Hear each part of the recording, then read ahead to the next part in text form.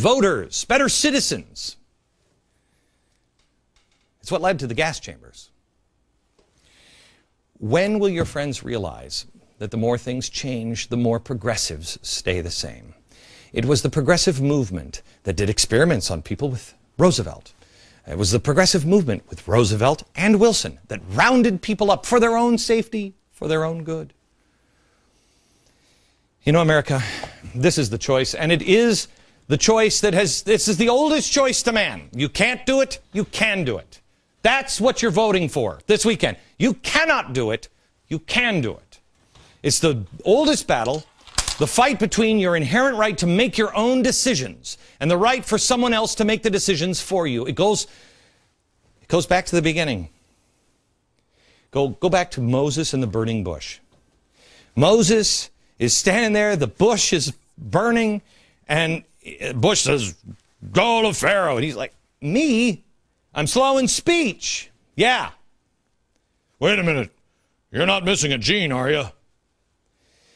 He says to God, "Who shall I say sent me?" And the answer was, "I am that I am." I am that I am. First time I read that when I was a kid, I thought that was that's a horrible Dr. Seuss line. Check the Bible. I am. It is always capitalized. That is the name of God. I am.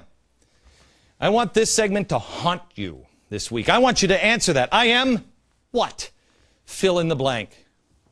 I am. The name of God. Now let me ask you something. Isn't there a commandment, "Thou shalt not take the Lord thy God's name in vain"? It's not God. It's I am. This is the choice. You can't do it. You can do it. Why do I say you can do it? Because you can say, "I am worthy. I am strong. I am smart. I am loving. I'm charitable. I'm able. I'm creative. I'm peaceful. These are the things I am." But what does society teach us? I am not worthy, strong, smart, loving, charitable, able, creative, peaceful. That's your choice. I am or I am not. I know what my choice is. Now, why does any of this matter? Well, because if you are worthy, strong, smart, loving, charitable, able, creative, peaceful, if you are, then you're responsible for your own actions. You're responsible for your own life. You're responsible for your own outcomes. And you find that you are responsible for your brothers and sisters and your neighbors. But if you say you're not capable, you're not responsible, then you're just part of a group where no individual really matters, where no individual can control their own destiny. And I'm not responsible for him because I'm not capable of taking care of him. They have to take care of him and me. That's the difference. This is the secret. They're teaching you, if this is the name of God, if I am is the name of God, whose name is that? Because it's the exact opposite.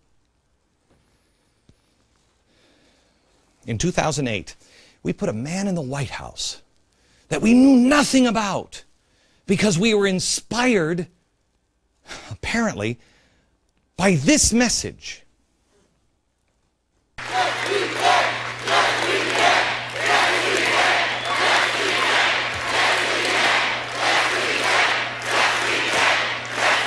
Yes, we can.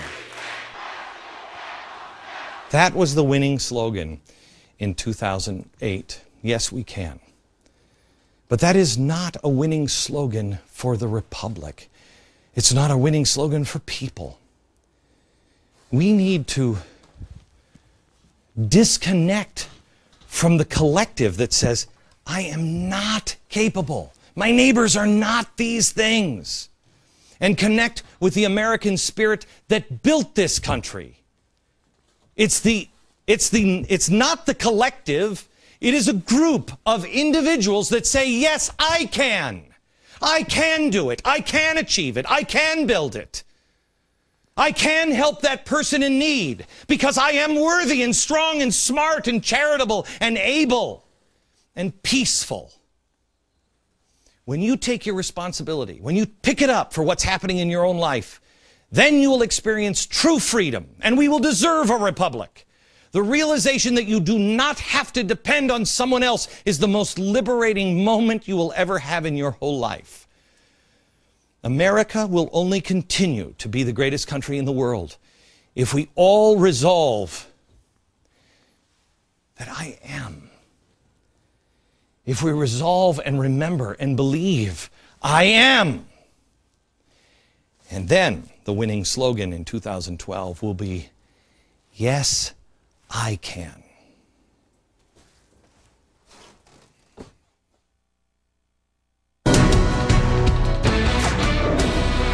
And now, Spooky Dude News. Yes. George Soros, his funded media group Media Matters, is upping the ante after their historic grouping of recent failures. The most visible one is evidenced by the fact that I'm still on the air. Anyway, his friends announced several different earth-shaking campaigns to get me off the air, and but it's not like they've never accomplished anything. No. It's not like they're losers. They also try to take credit for forcing Don Imus off the air. In completely unrelated news, I'll be appearing on Imus's nationwide Fox Business show and his national radio program tomorrow. Oh yeah, I was talking about the people who aren't losers. Okay, let's watch the hero now of the downtrodden, David Brock, a man who takes a salary about twice as large as the senators he shills for. In this next audio clip or video clip, you'll see a sad moment of realization as he walks down the road of his organization's failures. Beck's erratic. He either won't or can't control himself even after he loses 100 advertisers, so you can't go there. Murdoch was asked at a shareholders conference a couple weeks ago about Beck, shareholder concerns about Beck. He said he doesn't agree with everything that goes on the Fox News channel, but he's standing with Beck. Ailes recruited Beck to do this, so he's standing with Beck. That leaves you with sponsors. Sarah Palin right now, in our view, needs to step up. She needs to step up because she's a leader of the Republican Party, of the conservative movement. She's a Tea Party favorite. So she needs to stand up and repudiate me. I called Sarah this morning. She disappointed them. I was this close. It's amazing. They've been telling the world now for months that their campaigns against me were working, and now they have to come on television. Or I think that's television. I'm not sure if that may be just strict internet now. But they had to go on and admit that they have been utter failures. They've tried to monitor every word I've said for years and years. I told you last night, what is it, 6 million words that I've said on broadcast in the last 4 years? 6 million. That is an estimate they're checking right now.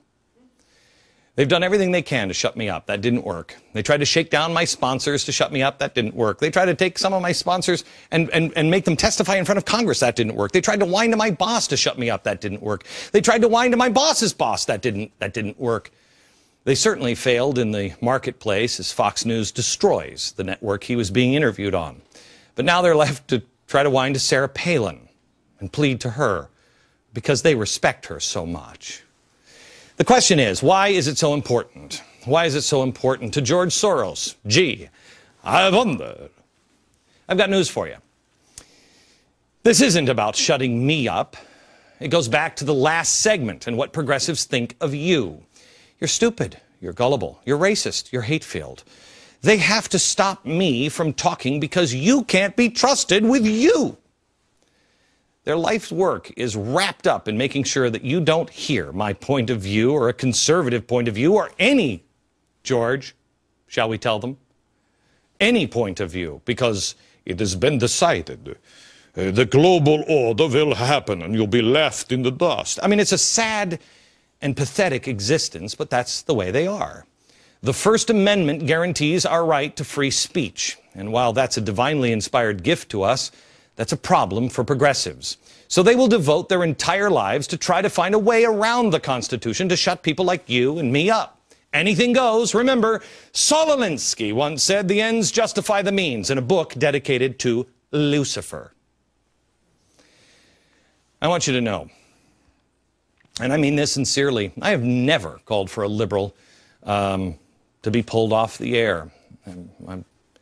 Liberals that hate my guts, I don't want them off the air. I want them on the air. I want them out in the open. I believe in more speech, not less.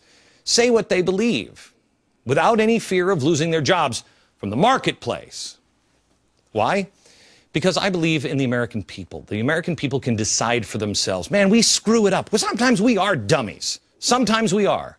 But I believe Thomas Jefferson was right. We'll eventually get it right. It takes a couple of kicks to the head once in a while, but we'll get it right.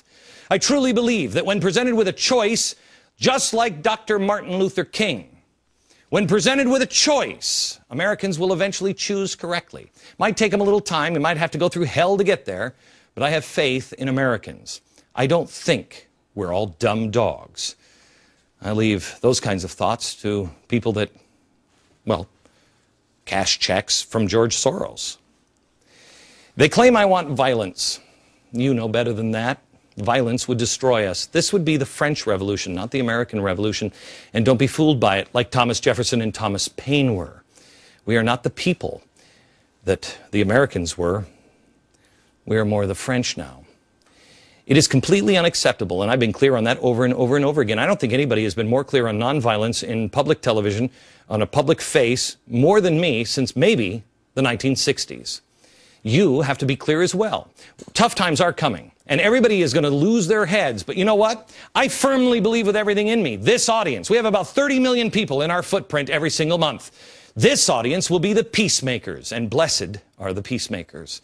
You will remain calm, because I have pushed you and challenged you. I have told you, do not believe what I say. Don't take my word for it. Look it up yourself. Know the truth. Take everything out inside of you and take it all out and look at it. Is this true? Why do I believe it? You know where you stand.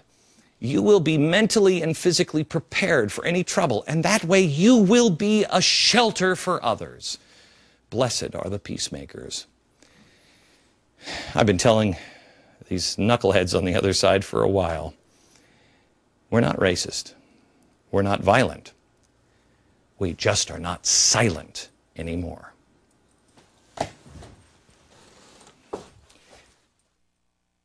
George Soros is spending $1 million to silence Glenn Beck. What's in Glenn's new book, Broke, that Soros doesn't want you to know?